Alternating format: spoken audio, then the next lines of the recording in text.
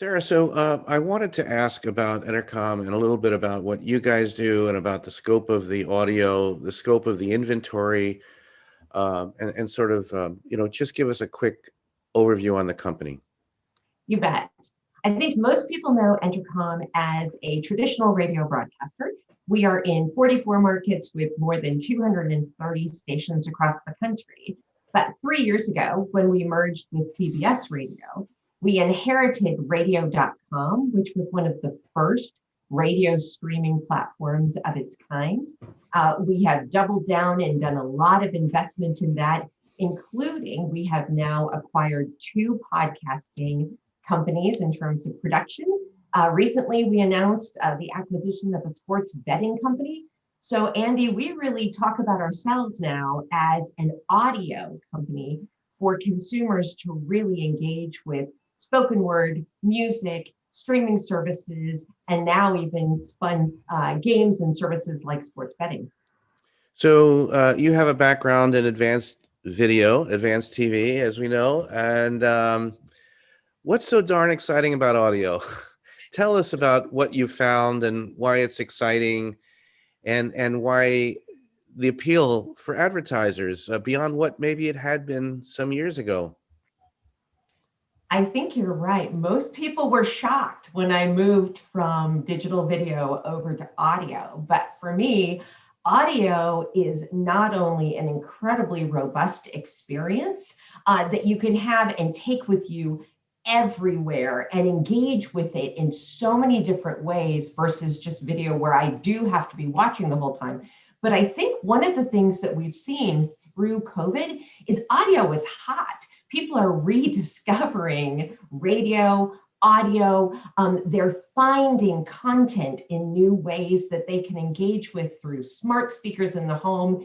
Even though we're not commuting in our cars, we're still driving to get takeout food. We're driving to go pick up things at the local grocery store. So it's pervasive how we can engage with really compelling audio content is everywhere. And consumers really have shown that because radio right now is the #1 reach medium in the country.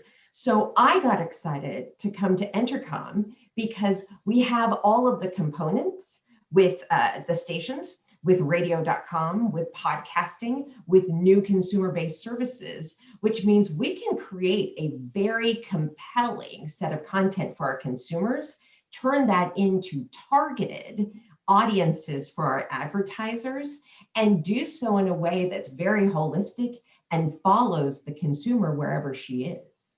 So let's just dig in a little bit about the use of data. We've talked about addressable and one-to-one marketing, and give us some use cases about how you leverage data to find the right person for the right advertiser, both targeting and around outcomes.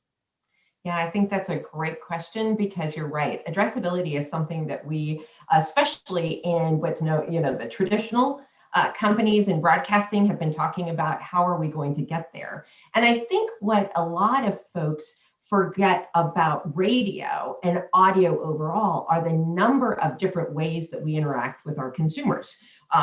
Pre-COVID, we have concerts. During COVID, we actually had more than 24 different live events. We're still doing concerts online. We still are offering really interesting interviews.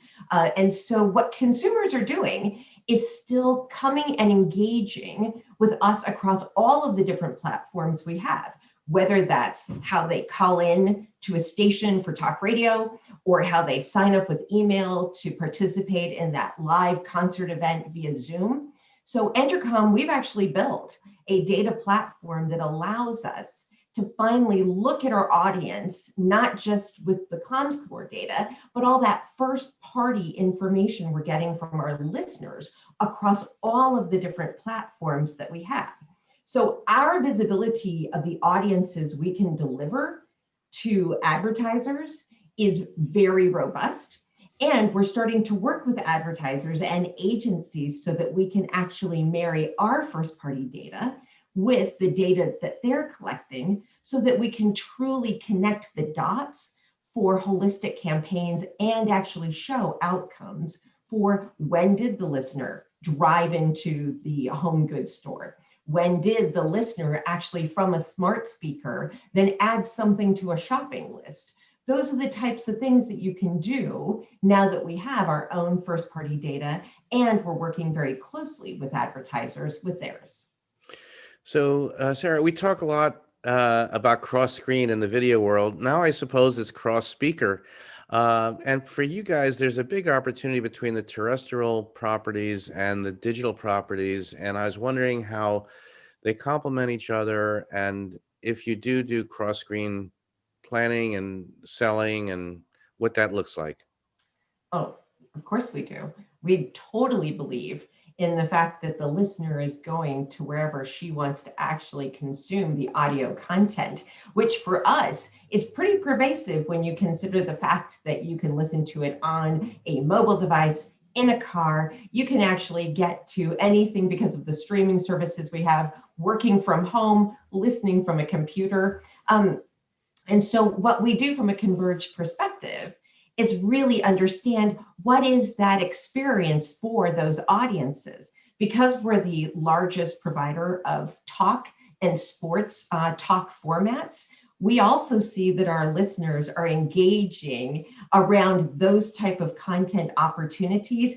And so selling for the big interviews that are going to come up on talk radio, selling across markets for the fans, such as if I left Philadelphia, but I wanted to listen to Eagles talk radio or listen to the game, I can do that now through the platforms and find WIP regardless of where I am. So we've given opportunities for advertisers to find not only individual tribes or people that have content predisposition, but also wherever they're doing so, because it's so pervasive to get to them from a smart speaker, in the home, in the car, on the dog walk, using the mobile device.